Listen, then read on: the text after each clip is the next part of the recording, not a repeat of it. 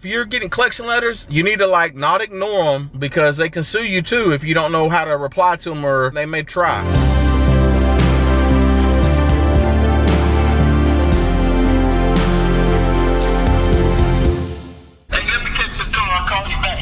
Okay, yeah, I want to recap on that. Is it City Financial calling you?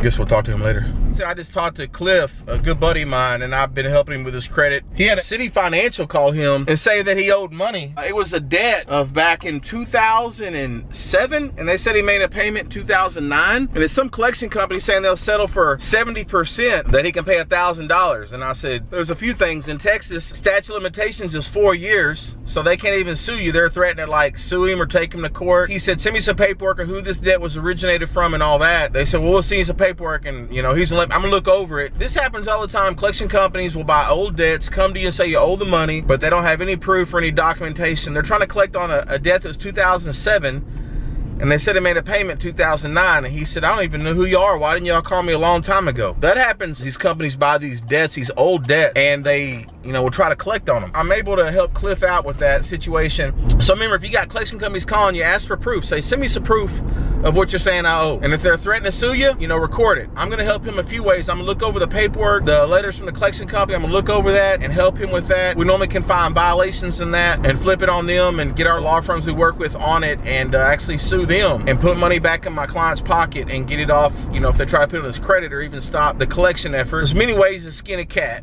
If you have any questions or you want me to cover a subject or a situation, put it in the comments down below. We'll comb over those and look at topics that are really of interest and bring those topics up in future videos.